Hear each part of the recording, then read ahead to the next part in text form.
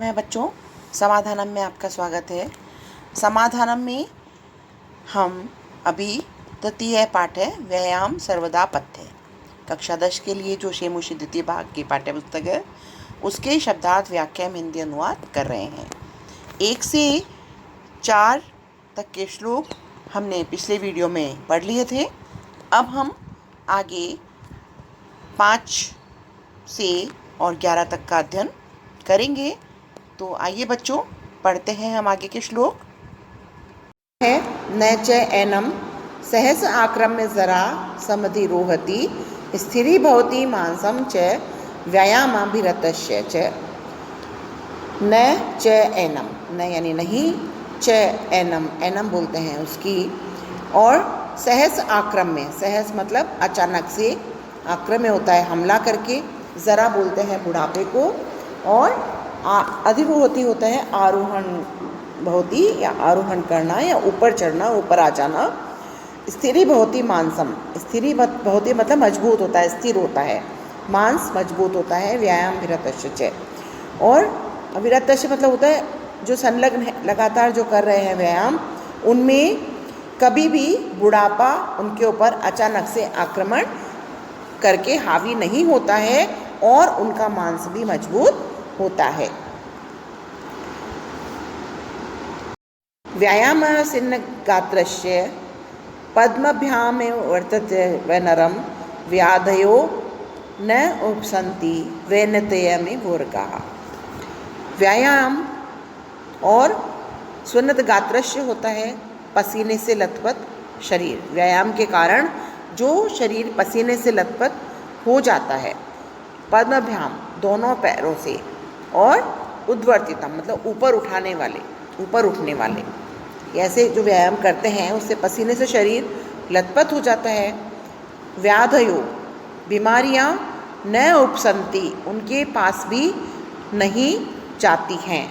कि जो भी व्यायाम करते हैं, दोनों पाँव को ऊपर उठा के अपने और शरीर को पसीने से लथपथ करते हैं, उनके पास व्याधियां या बीमारियां कभी नहीं जाती।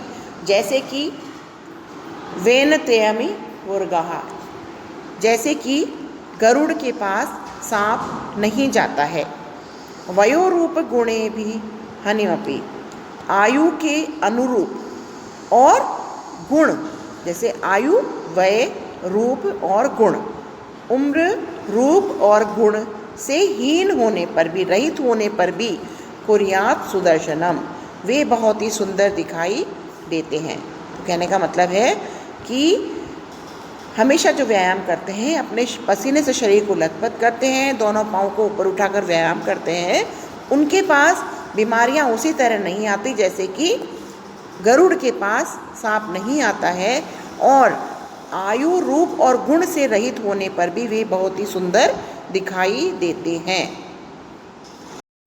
व्यायाम कुर्वतो नित्यम विरुद्धम अपि भोजनम विदग्धम अविदग्धम वा निर्दोषम परिपच्यते। कहते हैं कि व्यायाम करते हुए, व्यायाम कुर्वतो यानी करते हुए, नित्यम यानी सदैव, विरुद्धम अपि भोजनम, कि जो लोग व्यक्ति व्यायाम करते हैं वे कभी भी विरुद्ध मतलब प्रतिकूल, विरुद्ध यानी प्रतिकूल या कुछ अलग भोजन कर लिया है या ज़रूरत से ज़्यादा कभी कुछ खा लिया है।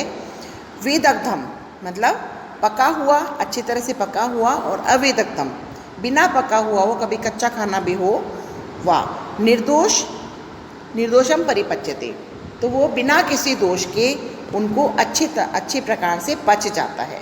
कहने का मतलब ये है कि जो व्यक्ति व्यायाम करते हैं उनके कभी भी यदि वो गलत खाना खा लेते हैं, अपने शरीर के जो अनुकूल नहीं होता, प्रतिकूल भोजन होता है, वैसा भोजन कर लेते हैं, वो चाहे पका हुआ हो या बिना पका हुआ हो, वे भी आसानी से उनके पच जाता है।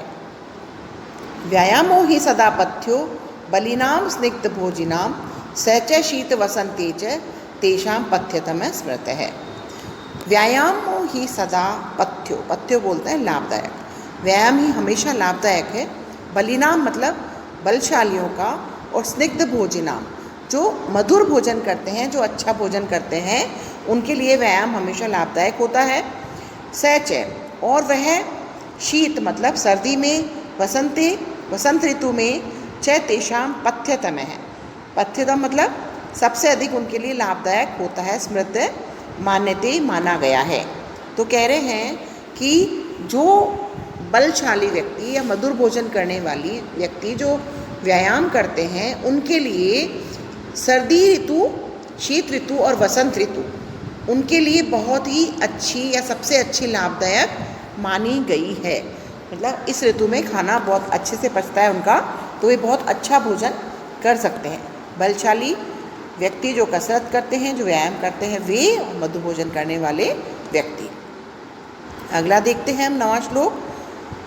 सर्वेश व्रतुष्वरः कुंभीरात्म हितैषिभिः बलस्य अध्ययन कर्तव्यो व्यायामो हन्त्येत अन्यथा। सर्वेश व्रतुष्वरः, अरहर है मतलब प्रतिदिन। सर्वेश, सर्वे और वृश्रुत ऋतु यहाँ पे आया है बीच में। सभी ऋतुओं में प्रतिदिन, सभी ऋतुओं में प्रतिदिन कुंभी यानी पुरुषों के द्वारा, पुरुषों के द्वारा, आत्म यानी अपना, हितैषी भी होता है बच्चों कल्याण चाहने वाले। तो सभी ऋतुओं में प्रतिदिन पुरुषों के द्वारा अपना कल्याण चाहने वाले, जो भी पुरुष अपना कल्याण चाहते हैं उनके द्वारा सभी ऋतुओं में बलस्यार्धेन, बलस्य अर्धेन, अर्धेन मतलब आधा, तो बल का आधा व्यायाम ही कर्तव्यो करना चाहिए। व्यायामो हन्त्यो अन्यथा, अन्यथा व्यायाम, ज़्यादा व्यायाम यदि वे करते हैं तो उनको व्यायाम नष्ट कर देता है या तकलीफ पहुंचाता है या उनको कष्ट होता है।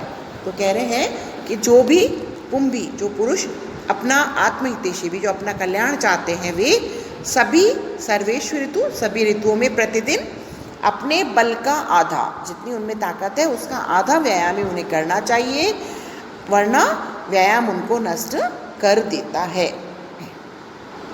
हृदय स्थानं स्थितो वायुर्यदा वक्तं प्रपद्यते व्यायाम कुर्वतो जंतोस्तबलाधस्य लक्षणम।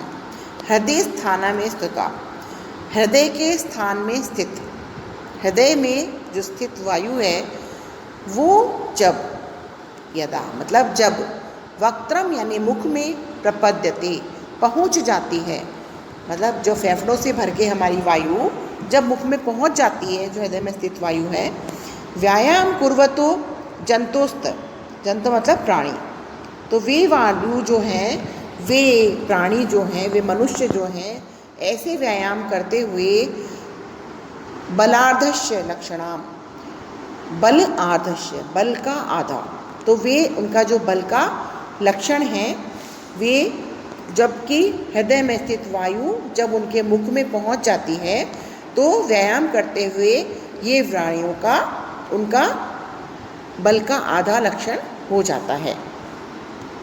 वयोबल शरीराणि देश कालशानि च समीक्ष्य कुर्यात् व्यायाम अन्यथा रोगमापनात्। वयोबल शरीराणि, वय मतलब उम्र, बल यानी ताकत, और शरीर से, अपनी उम्र, ताकत और शरीर के, देश, समय, स्थान, काल यानी समय, और अशनानी मतलब भोजन आदि को देखते हुए, ये कह रहे हैं कि अपने भोजन आदि, देश मतलब स्थान, समय, उम्र, ताकत और शरीर को देखते हुए व्यायाम करना चाहिए।